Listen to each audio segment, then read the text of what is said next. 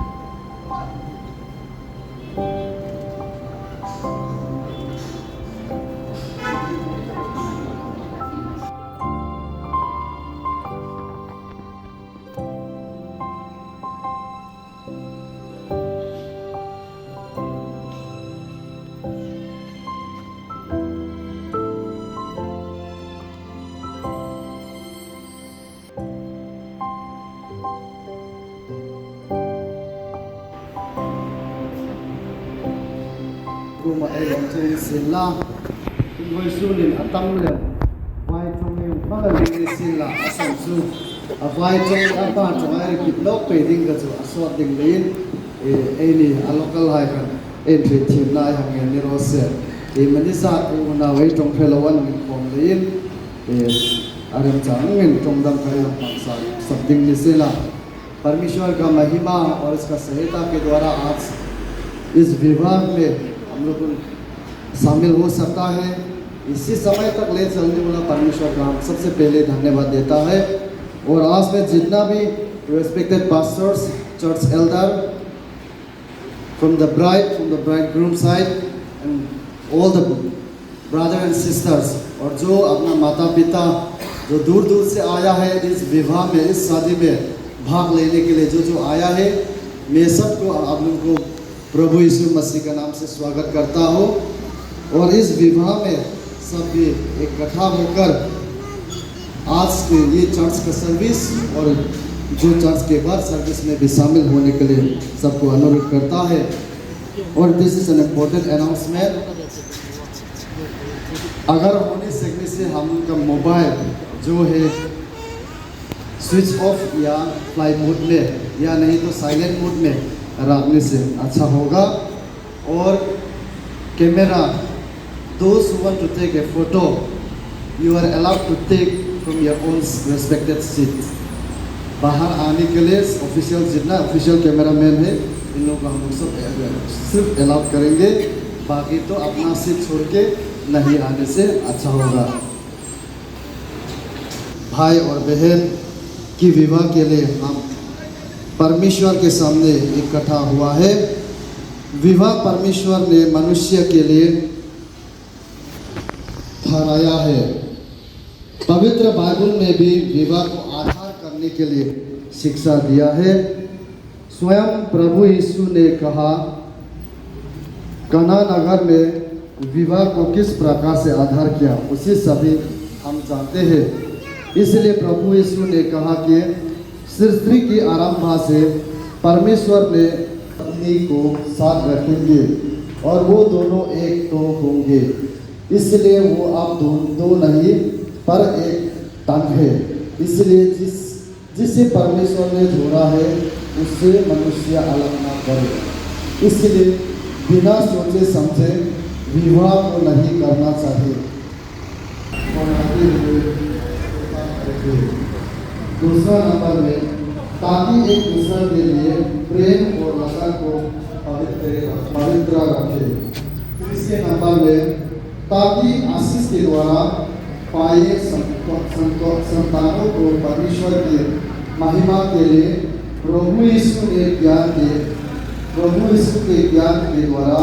देखभाल करें। यही है 3 पॉइंट जो परमेश्वर के द्वारा विवाह को दिया गया है। pasal ting khom nisin la mo nei tu le mo ting pa khom ko kan hai ne kai lo tar hai secretary hai thok le ko kan local chairman hai kin tu pastor ko ta lana meeting ani a amasa il mo nei tu ko kan ko masa ngai ta chu zo mo ko kan। ये इंफॉर्मेशन है जो हमारे चर्च के नियम के मुताबिक हमने 2 हफ्ता के पहले चर्च को सबको इन्फॉर्म किया है। चर्च के नोटिस बोर्ड में हम लोग वॉल में टंगाया गया था, तो वो अभी सही सलामत ये हमारे लोकल चर्च के सेक्रेटरी और या चेयरमैन लोग के हाथों से मैं रिसीव किया है, बल्कि ये ऐलान करता हूँ। और इस विवाह को चर्च के नियम और इसके मुताबिक हम इस विवाह को पालन कर सकेंगे, बल्कि मैं पास्टर ये डिक्लेयर करता हूँ। ये हम हुआ लोग में ये ने पथिन मार्को ने अथुथिंग ने मंगाई ला में थे ललपा इन न बोल हो चुन अबोल तू हाई चुन अनिन क्लोन लने ललपा इन खोपुई अबोंग चुन हो चुन अवेंग तू चुन अन में क्लोन लने ललपा अथुमल में सोम पेग्रो से प्रोग्राम हुआ में नंबर पढ़ना हमें छोड़ पेमल्स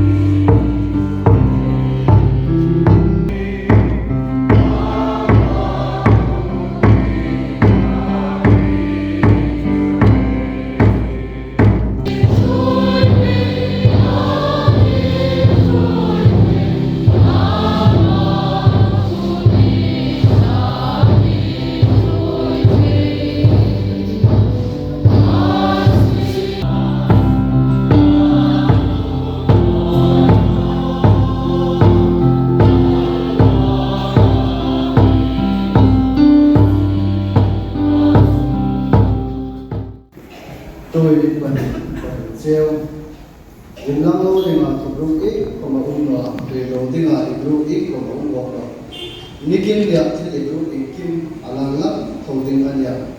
sulei pathin ilin de nai are no na mani su nang ni de hangi pung de dal ding ka cheo pathin thu lo wa in de hai pathin ko som na an be se the sulei nang lang ba ko nang ta sa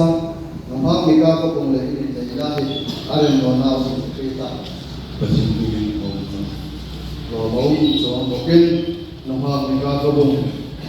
và trên mình có đồng chia và con nó có sai lệch cái nền mấy đây anh em nó thì tạo lo bông xuống một kinh làm và con nó có sai và trên mình có đồng chia thì nông học mình có bông thì nó biết tạo cái gì và trên đó thì mình áp về anh ấy आज वो एक कौन अरे तुम कौन Christian line है और सोम लाइन में अम्मा मम्मा या अम्मा तादी सवाई कौन थी कि माँ tang sunga le ding in ma ko pati so bokin ka pathin ngin ka dan che hi tang ba don nang tha sai pasam tak ni ding pathin da thing le am pe an yin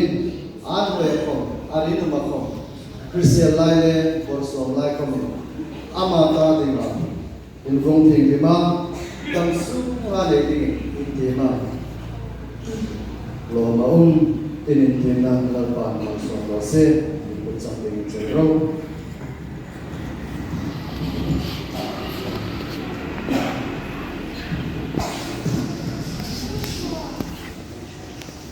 ke don sa hin nang ni ka ko bong e nang bika kungi kan bei tak ni ding kan me tak ini an ko ya ko an be ko ari nu ma ko ari mo ko kan hin lai le lai le au sang lai ko ko sa lai Christian lai le se lai le por so lai ko ne ko so lai mo min thi nei nang ni che ma ka chu ti na mi che ma ka chu ma nga ya mo ngai la en ko la en ko la yong ko pe ti che ko be ti se wei su nai to kin ko su na ko ta thiên da thi na ta thi ti ta ti ko ta ke kan ni ti che kan ni se ti kan ni ti che ti kan ni ti se an ko ya ko ari nu ma ko re thi lai le au sang lai ko Christian lai le por so lai ko ne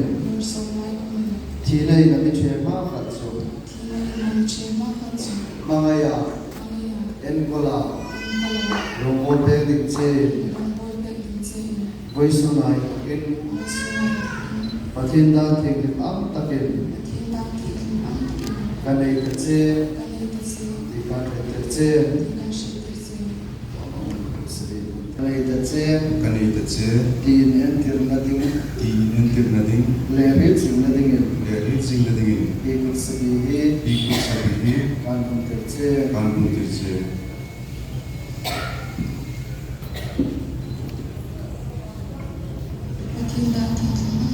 kan nei ka che ti nen tir na ding le pe sing na ding e ku se hi kan kun te che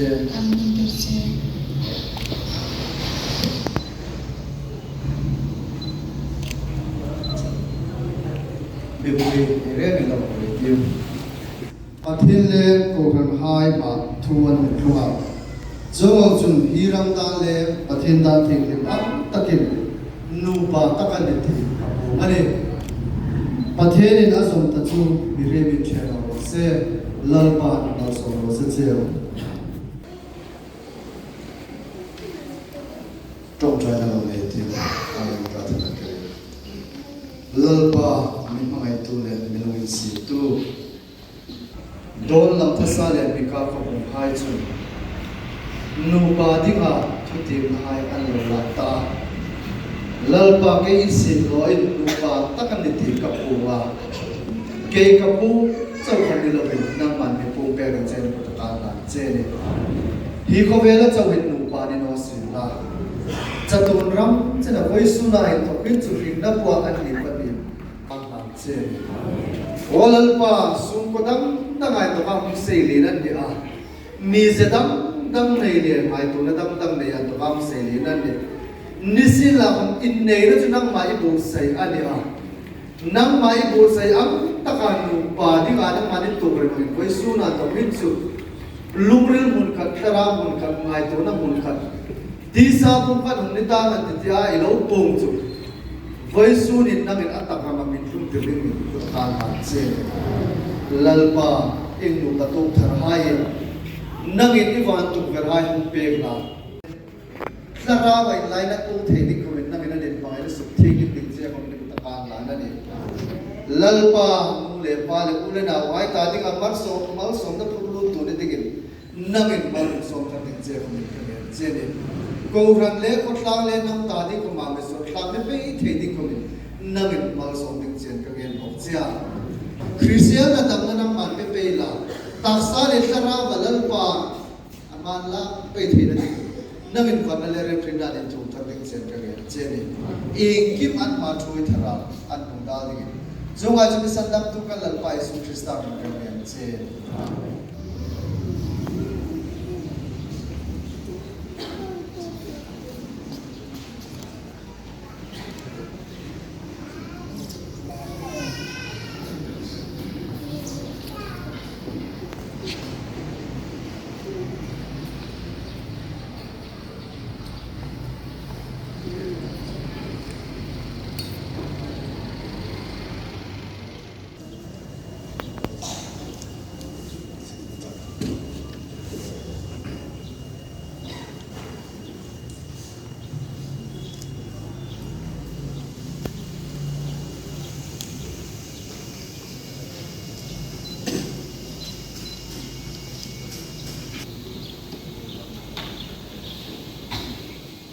certificate दिखाने नहीं देंगे आ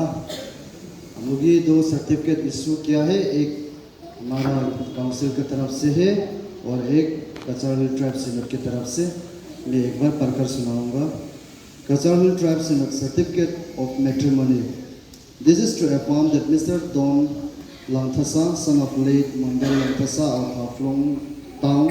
and Miss Mika Khobung, daughter of Lalong Oi Khobung of Bolmul Bagan village, are united in a holy matrimony by an act of Christian marriage solemnized at PCI Molhoi by Reverend Lalmalson on 21st November 2020.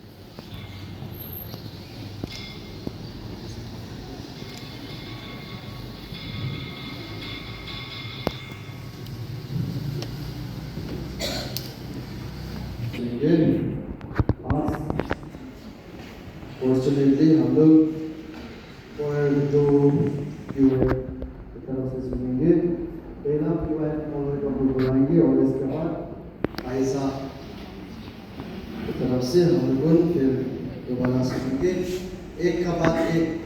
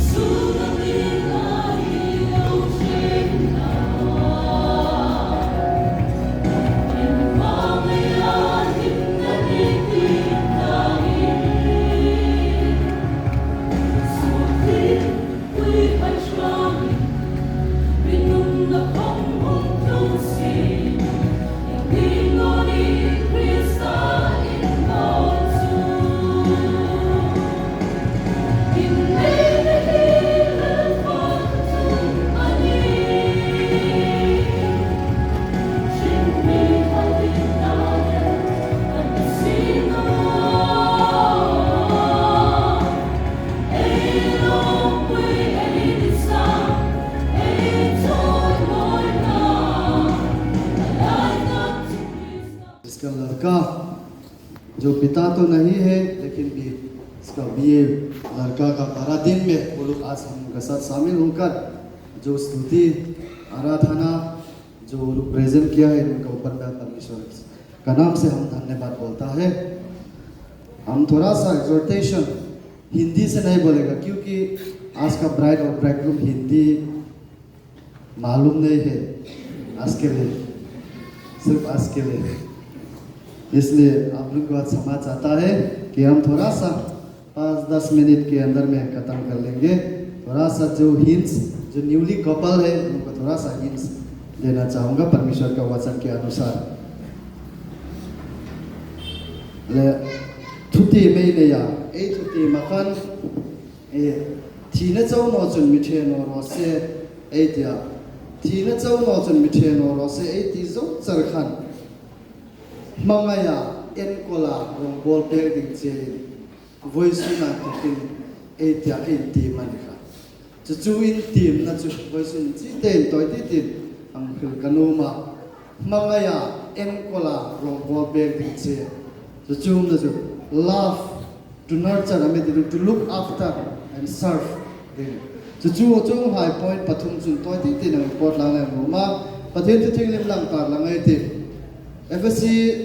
bunga chang som ni padi na to kin numai hai lang pa ko ma in tu lut ang hin mani pasal hai ko ma in tu lut sing ro Krista chun amang e taksa sandam tu lia ko lu ani ang pok hin pasal chu an mai lu anisia chung chun ko ran chu Krista ko ma tu lut ang bokin numai hai chun e ki ma pasal hai ko ma in tu lut ro hai se pasal hai in numai hai mangai ro Krista in ko ran na ang mangai aya ape ang khan ko ran chu tuya sopa tu chu supaya an thing thei na ding chang som de parina chonga boken pasala ko min mani tak sang in mani numai hai chu an mangai ding ani mani numai mangai tu chu mani mangai ani lalpa na thumal mi som pe ko se mangai ni zohan pakhat na bungli changre na e tim chun God is love pathin chu mangai na ni mangai ni chu pathin ani God is love, love is God until ka I tam tak phrase tam tak e bulaka chule chun mangai na chu kolam a source e zong ani chun chu mangai na source chu pathina in thok ani chule chun khang chen ka chu he telephone a in phone a ka mangai che I love you e tiriot kha antanga tu chu I love you theory po boka practical in a transform ta dingani chule chun e tu ti ma kom kan mangaya e ti ni ka mangaya e ti la mangaya e ti na san ta gel chu pathin mangai na introm pui kha anta pathin ma a thui thlung ani tak le khan pathin in khovel a mangaya anau pa nei sun ami pe nga chu agape love ana mangai na anya e ni lu pa mangai na chu ti e gri kha chun trong tang tang an lo sem chu ang kom chu lo ni ra sa a ing kom lo ni ro se chu agape pathin mangai na thok kom chun e nu mai ha kom mangai tum ve ngai ti chu voi su na ai tu tum in ang khon sa ni dule chun he nga eros amani filio amani love dang dang mangai na dang dang gri kha na lo hi kha a hom sa khong la ya alin takal chu agape pathin mangai na ka e nu mai ha chu mangai na chu mangai ve thung ding ami phut ve ta voi su na ai tu tum khan ti kha e hang ri e lu mani dule chun e peter pakhat na la chu ti zokai ti e ju tam no ding le peter pakhat na bungli changre na engkim nekin thanem ngai takin in mangai tolem ro mangai na chun sol tam tak an khum laksiga lalpa na thumal mi som pe ro se mangai na chun ing anga mi sul khom ni sin la ing anga pathin ngaya thata lo dinga e ngai kom pathin mangai na chun asulan khum thei thlat ani chung ang bok chun nu pakara khom ing fam kim lo ve in nei e ni no one is perfect lo ve e ni a even you weak point tam tak nei ve ngai ti chung lai jing chun in ngai don tam ton the na de lim taka in fe the na ding chun in tu te ma mangai na akan in ngai dam ton na mangai na chun tam tak an khum the ani angai dam the ani ti na am thong ani chu le chu mangai na chu e chu te ma kana umani apani no na en kol na to look after en kol na kan peter thon ka na bum thum chang sari na e te chun Sarah le Abraham an kol dan kha Sarah chun apasal chu kalal pa ti in atini mo kalal pa ti in ako la kani respect ape ti na chu insana ape chu ang taka an sa chu anum nei chu ang takina a treatment ding le a en kol ding le chu le chu enkola ti kha ai thutunga kana ve ani mika in pu don chawi a enkol ding na pu don in pi mika chawi a enkol ding ule chun tu khom athasa a pi nge na tu khom a fel sa pi nge no ni ping na khom ni sila an ai selin na ta na khom ni sila chun ai mi si a him khom ni sila chule chun ai selin na ko khom ai nu panun ai bang pe na ko khom apoi mo chu in enkol na ti kha apoi mo em la di thuwar hai kong som panina lang tip lang sabai ti changni na nu meiring chu apasal ta ding lal kum ana thil in za pui tho tu ro chu aru hai ta ding in e na ang ani lal pan thu man som pe ko se adyan zara ni chu mika ka be sing ding ani ipasal ta ding a ru a in e na i mani like a cancer anga I chun chu ni thei lo ding ani chu le chun nu meiring chu apasal ta ding lal lukum so ang pagsun hi bakan pasal khom ka atika mani nu mai hai mangai ding mani nu mai mangai tu chu mani in mangai ani tin bible in bisik pe kan chu te chule chu nu panu ni apoi mo mani pathin le ko ran ha in ka vel na ding nu pa hi ang pang ur bi kan chule chu ang ngai poi mo atha in enkol da enkola ti kan adam no chang sawa enkol ding tina ani no official like man enkol na mo purna ka mo purna ani ti voi sunin ei thu tunga umani atop na ding taka rong ball pek ting ti kha ni surf chule chun genesis bung ni chang som pare som di pani dai tiam chun pathin in mirim chu ama kha ta tha atin no a chong chun thang pui tu ding ama tokin anaru ke tokin mirim asimani ei ham tem pe chen chang som di pakat na som ni na yang tim chun Adam khan evia mukhan hizet hichu ke ang karu ang rune ke ma ang aniti in akon fama hizet hichu chu chung se chu ama chu akon famna ta hichu ke ma ang chara chu le chu ama thang pui tu ding ati khan rong min bol pek ton dinga lal pa ani se mani nu pa chu tu khom an sang bi an bo bi no by nature achun pasal chu an tha hat lem re nu mei chu an nem lem re ana chu nu mei hai tlaku na wan pa bi pasalan pa lai complain ei hau dan ding kui pu don chu pai chu ei strong na adang dang ani mo ei shat na dang dang ani ei chaw na khom adang dang ani chung lai jinga chun tu khom an sang big an do big ei no nisin la khom lalpa misim da na chun an no big le a hat big ka chun a misim phim ani nisin la khom chung ai po po chun in enkol kwa in do to a rong in ball back ton ting ei ni chung ai po po ei tho the na manga ya enkol a rong ball back ting che voice na to kin ei ti a en ti mani ka voice na ai to kin chung ai po po chu ni da nga kap mangai na chau trong bao chau ka an ta na tu chu practical in daily life a kap mangai chulan ta enkol la ko khom ka enkol la chulan ta akikor bal azak ko bal hai chau sop ding ani no a abu fa ding ka sim chau ka ani no enkol la ti kan ni practical ya theory a kom inkima mind and spirit a kom enkol la chulan ni chu ma chun rong ball pek ti kom kan nu pa chu rong en ball pek ton ding e ni ti ka e chu ti ba rim ani ti voi sin e no mani chu le chun atop na ding ta ka sam number sa som ni pasarina a chun lalpa ini na ball mo chun a ball tu hai chu anin rim clonel atini hi in ne ni lalpa la ei chana ni chu le chun atop khom lalpa ni rose tu la chu mo ma trong ai ke tho le chu khilal ka te mul hoi le bundang ta mul hoi chawan na bundang ta khom ni sila in ne na yang bu se danin thatewin pastor nei trong trai pe ka hola khom in fuina thu trong trai pe na tam ta om zana an zo pha le na man ple an lam ka ka ni trong trai na ku ya ke ki rong ka cha ka la ka ni cha man chu thei lan chu le chun chung ang chu ei enjoy ding ni ei him ding ni ei lom na ni an ya ei big day na lom ei ti ana chu bek chu ni lo in boundary si ma tu la ni tu le chun he ngai manga ya en kola rong bol pek ding che in ei ti a en tim na po ei tho the na ding chun abul chu lal pa in voice in christian su ku abulai tran na ding foundation ei phun na ta lai hin chu foundation chu lal pa abul tak mi ro se ti masa ta ka ei no ei complete sing ei no mani le atul ang pe in fuina atul chu na ke le phang ta ni kan lo thil thau ta ti ma ting lam le me ta chu po chu ei thil the ni sin la lal pa na thu mal mi som pe ro se Greetings to you all in the precious name of our Lord and Savior Jesus Christ. Now I speak on behalf of the host team, and I thank you all for coming to witness and grace the occasion of two lovebirds exchanging their marriage vows before the congregation and before the Almighty God. And your blessings upon this fine couple is highly valued. And our program does not end with this Thanksgiving. There will be the celebration that would follow after the host church takes up its course of its own celebrations. The team, the groom and the bride all together moves to the groom's residence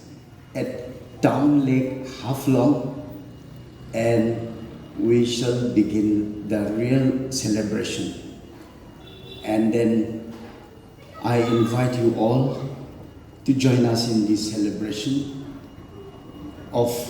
joyful times, merriments of eats and drinks.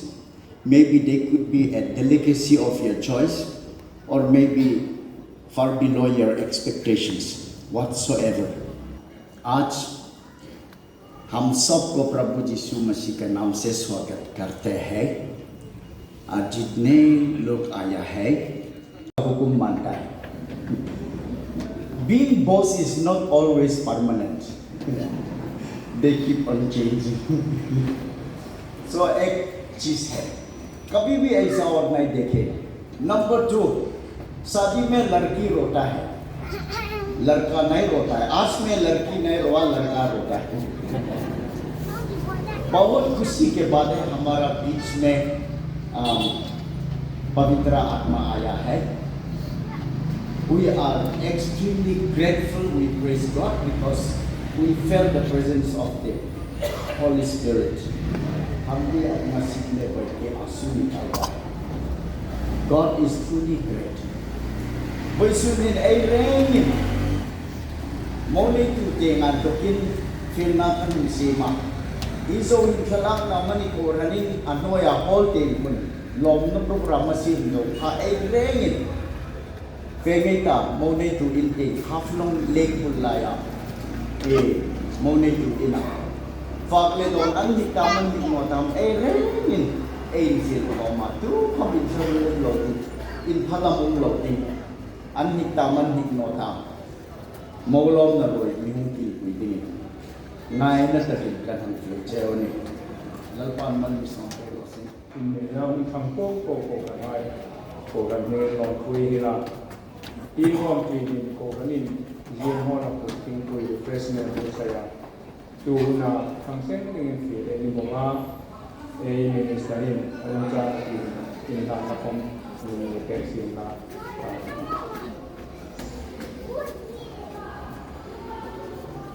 जो अभी हम लोग इन्विटेशन मिला है चर्च की तरफ से, ये सर्विस के बाद नीचे में हॉल है, इसमें हम लोग सब एक साथ जाकर वहाँ पर yes usual practice from the church हम लोग चाय पानी रिफ्रेशमेंट खाएंगे। और इसके बाद रूम की तरफ से जो फैमिली की तरफ से रिक्वेस्ट जो इन्विटेशन मिला है, जो हम लोग हाथ लाइन में से आज का विवाह में प्रोग्राम में है नंबर 1। इसके बाद हम बेनिडिक्शन बोलेंगे और इसके बाद कॉन्ट्रीब्यूशन बैठेंगे। आज के दिन तो पास्टर का पाठ मानना पड़ेगा, इसलिए हम लोग बैठेंगे। तब bride bridegroom basement bridesmaid pastors family और फैमिली की संतों चाइना लाना हाई लेकता सुनसुंगे का कोई मऊ ने तू ले Mau Antrin hai le pastors le upa hai jung bat batin en so inglisila ui ka so atop taka so tingin ui so jung go sela ni ha simali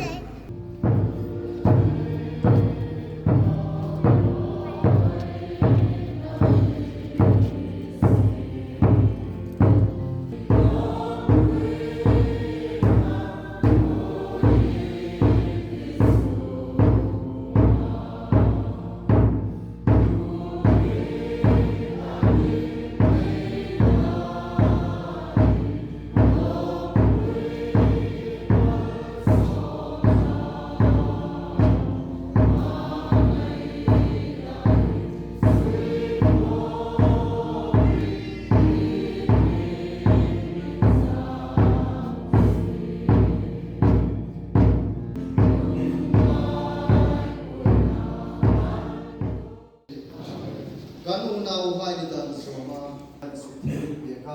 kan chana bang ni so pe ti chen kan do se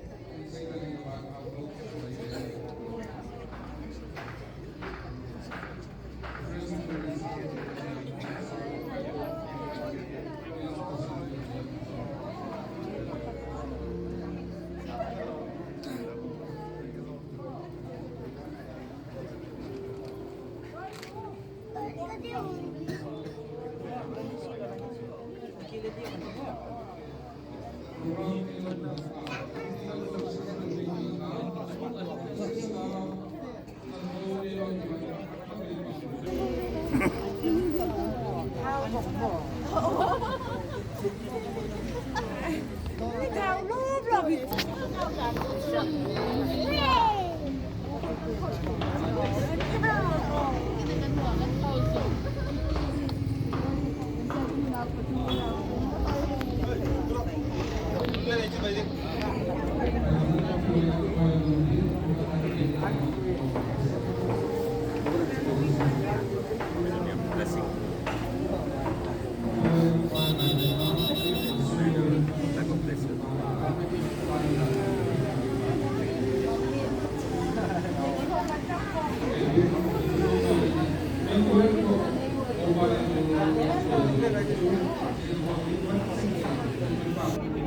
Phùng tin cái này tao nói cho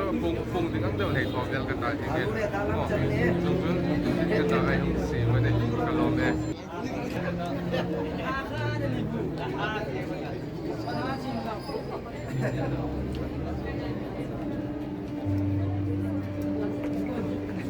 Jika mono kita tidak dalam bidang dalam hadam ilmu kami sudah bawa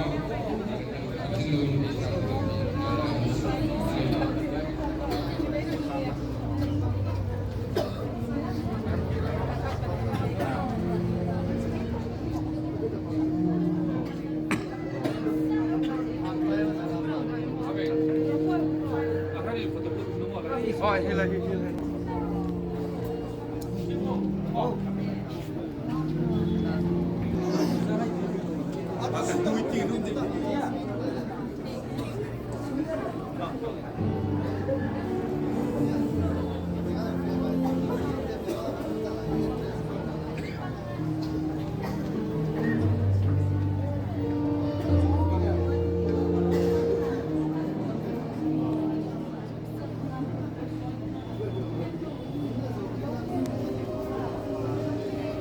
ऐसा तो कोई लोग पता है कि मेरा फोटो कैसा है मेरा फोटो सेशन देकर उसके बाद हम लोग सेशन खा लेंगे ऐसा तो कोई लोग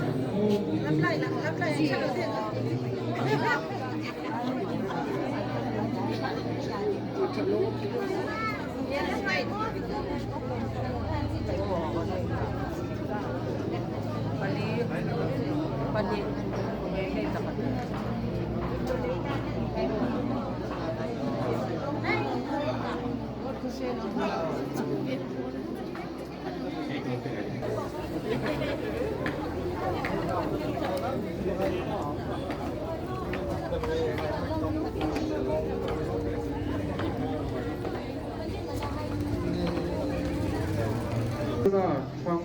billboard te yêu mai ka lalu kita kaita sign up lo được phép cái phang làm được cái có thể sẽ là mình lâu khai thác mình chỉ cái cái phép cái lâu cái cái cái lại thì mà đi visual không thì quý đó lâu thì cái fellow thì cái này không xin mà này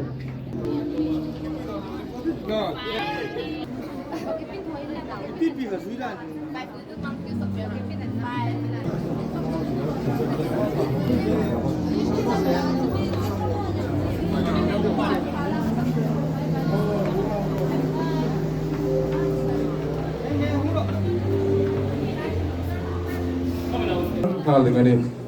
kailan nung kat mingum no hai ka atong ting panga durug lem dengan ingin itu kenai sim pokoknya. Kalau kita ni kita, kami bukan hari na. Kami dah dapat dia semua. So kami nak hari ni. Wala kang ting. Ito rin to, udip ka. Apoy talo! Nak betul betul. Hoy, ito. Nah, salin nak tinggal dulu. Nak dulu je. Mula dah sudah oh, kacil lah ni lebih senang tak ni.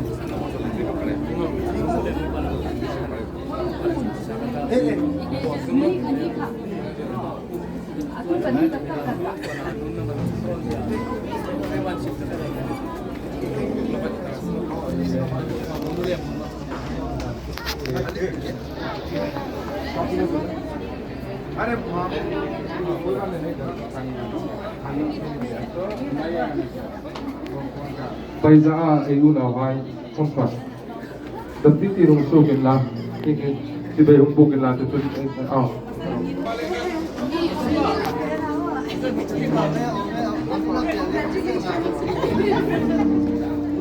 Lúc phép phải nói đúng không? Anh làm bài nên gọi là cái tiếp dùng xuống này.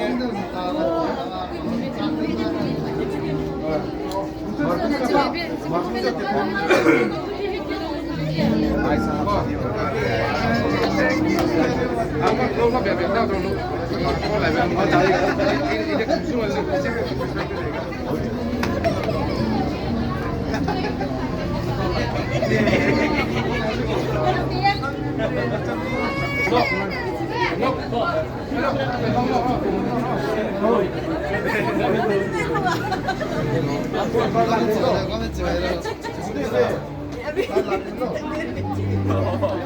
Nghĩa, chúng ta mới không được đâu. Minlu terlu. Minlu terlu lo fikir lo. An ci bai dumnin je wani ka. Kuna suat mai mai juga ni. An lar le ma thang an tai lai su ka ai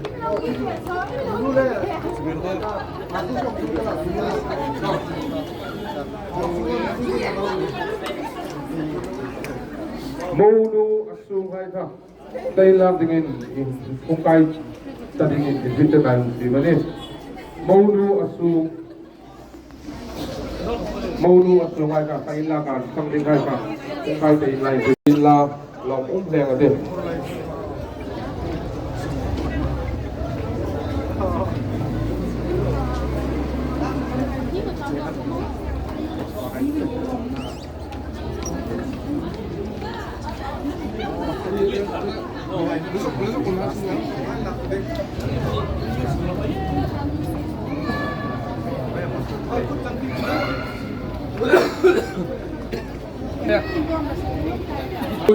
tay lang azuk tanay ta apakat na Okay, 1, 2, 3. 1, 2. oh le ada kai ka zubum benglur tangai Ma kun na last day ba mo. PYF Royal High Profile Lewin tay nigit lu tay la sa ate Ulin paisa tina Royal High Profile la lu paisa tina Royal Rango Sarin PYF na pola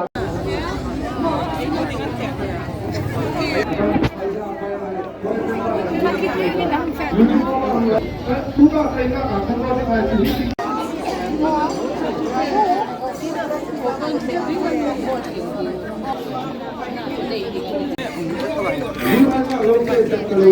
Kalak.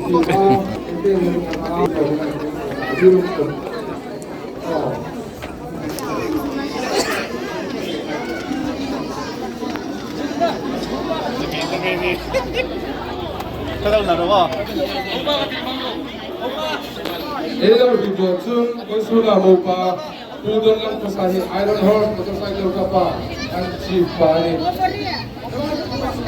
motorcycle ka pa i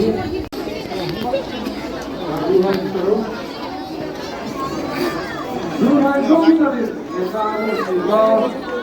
flower garden tayo kalan na tuha sa flower garden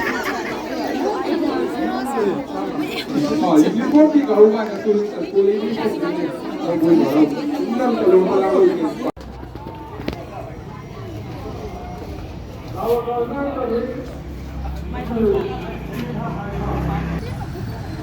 Tên rừng nọ khá lâu là vẻ thật giàu.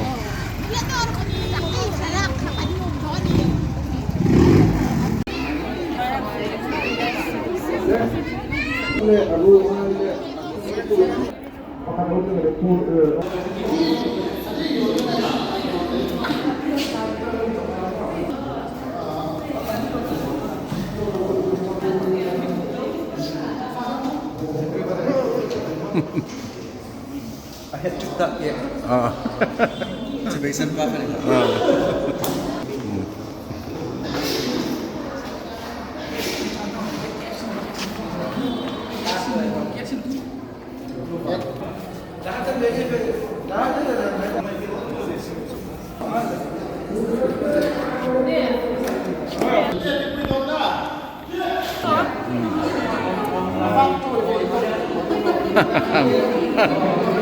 Kenal talo.